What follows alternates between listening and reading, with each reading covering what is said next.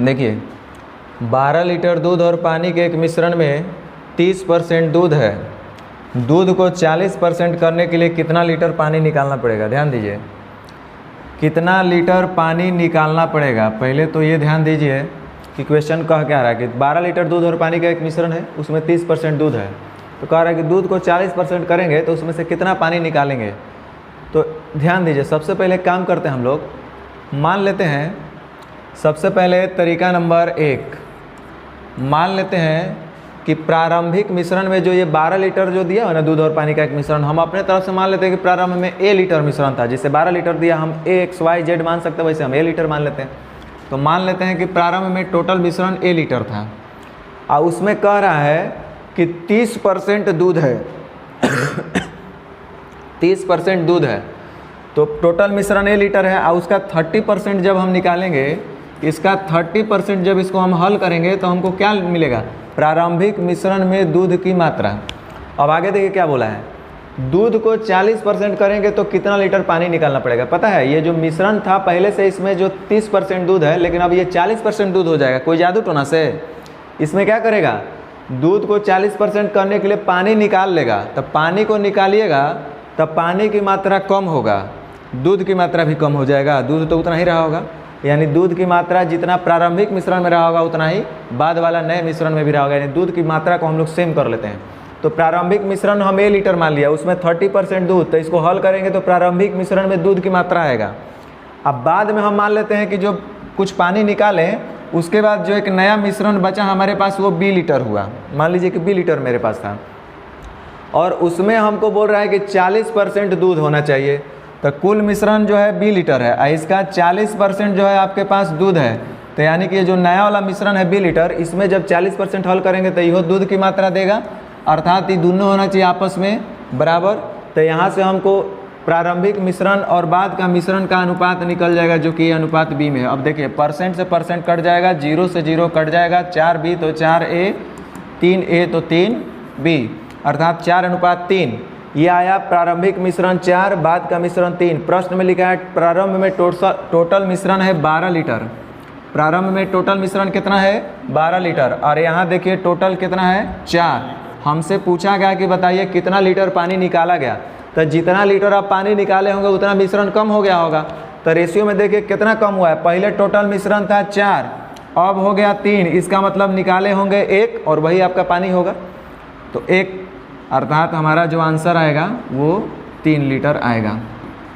अच्छा सर, इस क्वेश्चन को हम एक दूसरे तरीके से बना सकते हैं, जैसे कि जैसे यहाँ पे दिया हुआ है टोटल मिश्रण 12 लीटर है, ठीक है। टोटल मिश्रण 12 लीटर जिसमें दूध की मात्रा 30%। अब इसमें से कुछ पानी निकाल लेते हैं, ठीक है। ये पहले मिश्रण था 12 लीटर और इसमें से क्या निकाल दिए? पानी X निकाल दिए। और पहले जो दूध था 12 लीटर का 30% था। अब जो दूध बचेगा कितना बचेगा? 40%। इस तरह से पहले का दूध और अब का दूध दोनों आपस में बराबर होगा। और हमसे पूछ भी रहा है क्या, पानी कितना निकाले है ना। तो पानी को हम X माने तो जो हमारा X का वैल्यू आएगा वही जितना हम पानी निकालें उतना आ जाएगा। इसको चलिए सोल्व करते हैं। परसेंट से परसेंट कैंसल, 0 से 0 कैंसल, 4 से 3 बार, यानी इधर हो गया 9 और इधर हो गया 12 माइनस X। और हमसे पूछ रहा है कितना पानी हम लोग निकाले हैं, तो जो X का वैल्यू आएगा उतना ही हम लोग पानी निकाले हैं। अच्छा एक बात बताइए, आप ही हमको बताइए, इतना करे भर हमारे पास टाइम है? नहीं जब हम इतना करेंगे तो हमारे पास और दिमाग है, इससे भी फास्ट करेंगे। रुकिए, ठीक।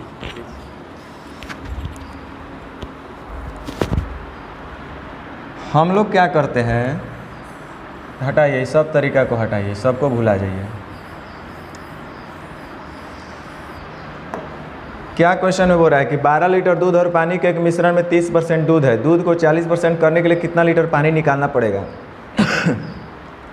तब पानी निकालिएगा तब पानी कम होगा, दूध की मात्रा नहीं ना कम होगा। दूध जितना पहले होगा उतना ही बाद वाले मिश्रण में भी होगा, यानी कि प्रारंभिक मिश्रण में जितना दूध का मात्रा होगा उतना ही बाद वाले मिश्रण में भी दूध का मात्रा होगा।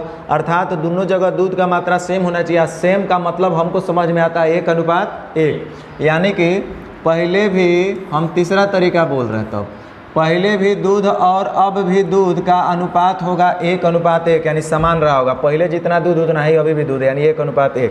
अब रुक जाइए, हम चाह रहे हैं कि टोटल मिश्रण का रेशियो निकालें। ये तो दूध का रेशियो है 1:1, प्रारंभिक मिश्रण में दूध 1, बाद में भी 1, यानी 1:1। अब रुक जाइए, प्रारंभ में टोटल कितना परसेंट दूध? 30%। तो 30% दूध होगा तो दूध का तुलना दूध से हमको टोटल मिश्रण निकालना है, तो कैसे गुना? 100 से।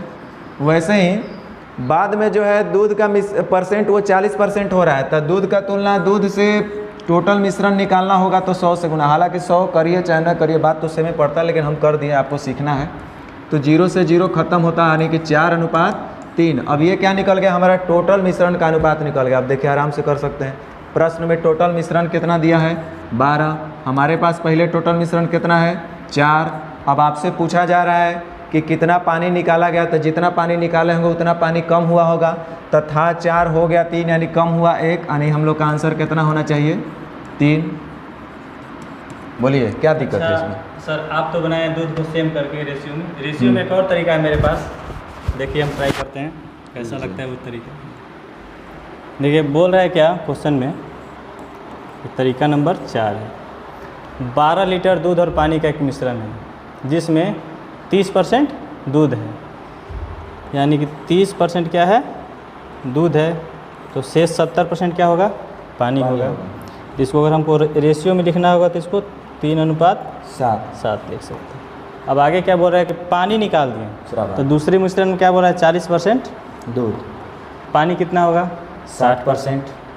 अच्छा, बोल रहा है कि हम पानी को क्या किए हैं? निकाल दिए हैं, यानी जितना दूध पहले रहना चाहिए दूध तो अभी उतना ही नहीं होगा। तो हम लोग क्या करेंगे? दूध को सेम कर लेंगे, है ना। इसके लिए क्या करेंगे? नीचे वाले दूध की मात्रा से ऊपर में गुना, और ऊपर वाले दूध की मात्रा से नीचे में गुना। और रेशियो के नियम अनुसार जब रेशियो को हम किसी एक टर्म को किसी संख्या से गुना करते हैं तो दूसरे टर्म में भी करना पड़ेगा। तो इधर भी 4 से और इधर भी 3 से। अब देखिए हम लोग के पास मिश्रण कितना हुआ? 4 तिहाई 12 और 28, 7 चौक 28, कितना? 40। और क्वेश्चन के हिसाब से कितना था? 12। टोटल मिश्रण की तुलना टोटल मिश्रण से। अब बोल रहा है कि पानी निकालना है, कितना पानी निकाले हैं? तो देखिए पहले पानी था 28 और अब पानी कितना हो गया? 18। 10 निकाले, यानी कि पानी 10 निकाले। ये भी सही है। 0 से 0 कैंसिल, 4 से 3, यानी कि आंसर में अभी भी कोई फर्क नहीं पड़ा है। सही बोल रहे, ये भी किया जा सकता है। ये भी तरीका सही है। अच्छा तब रुक जाइए, जब ऐसे कर सकते हैं ना तो एक और दिमाग में मेरा बात है, रुक जाइए बताते हैं हम। जब इतना कर ही सकते हैं तो इसको भी कर लिया जाए। रुक जाइए देखते हैं। आप चौथा तरीका आप बताए हैं, रुकिए तब 5वां तरीका हम बताते हैं।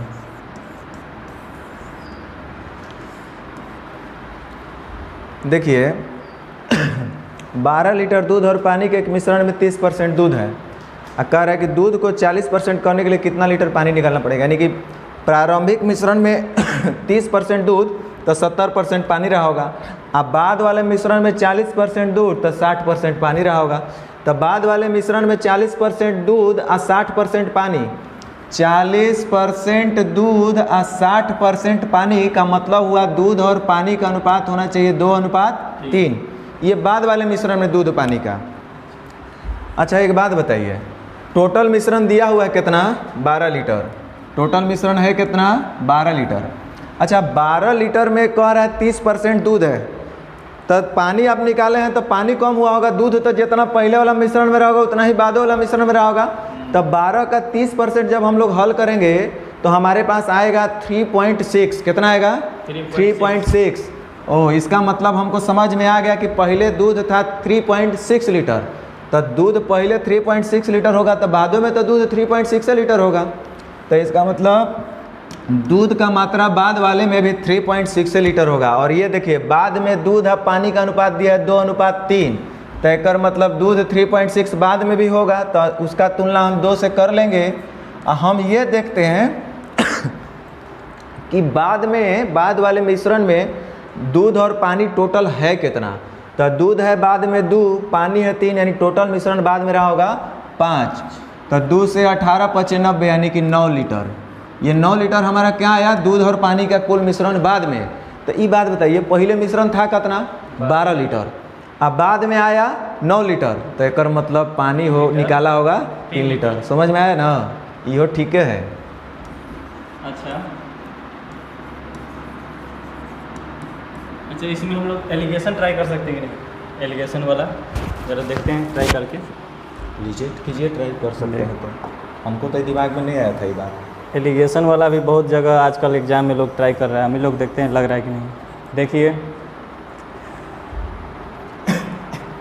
पहले मिश्रण में कितना था, 30% दूध था। 30% पहले मिश्रण में दूध था, ठीक है। उसके बाद वो कुछ मिश्रण में से निकाल रहा है, क्या निकाल रहा है, पानी निकाल रहा है। पानी निकाल रहा है, दूध तो नहीं ना निकला होगा, यानी दूध कितना निकाला होगा, 0%। बिल्कुल। और इस तरह से हमें रिजल्ट क्या मिला, अंतिम में 40% दूध बचा। चलिए देखते हैं एलिगेशन वाला तरीका लगाते हैं। देखिए, इधर जो होगा 40 और इधर यानी कि 4:1। ये जो आया पहले का जो मात्रा था 12 लीटर, 12 का तुलना 4 से, और जो निकाले पानी कितना निकाले तो 1 से, यानी कि 3 लीटर हम लोग पानी निकाले। अच्छा ये बात बताइए, ये आप छठा तरीका बता दिए नहीं? जी सर। इसका मतलब ये अंत होने वाला नहीं, हम लोग थक जाएंगे। कितना तरीका बताएंगे हो आप लोग, देख लीजिए, जो ना आप लोग को समझ में आता है सब अपने आप में बेहतर है, समझ गए ना। नहीं तो तरीका बनाएंगे तो अभी और ढेर लंबा खिंचाएगा। बाकी अगले वीडियो में हम लोग देखेंगे। Thank you. देखिए, इस तरीके से हम लोग देखें, एक ही क्वेश्चन को 6 तरीक़ों से हम लोगों ने बनाया, और आगे भी इसी तरह के वीडियोज आते रहेंगे। आप लोग हमसे जुड़े रहिए और देखते रहिए मज़ेदार मैथ्स बनाने के तरीके। Thank you.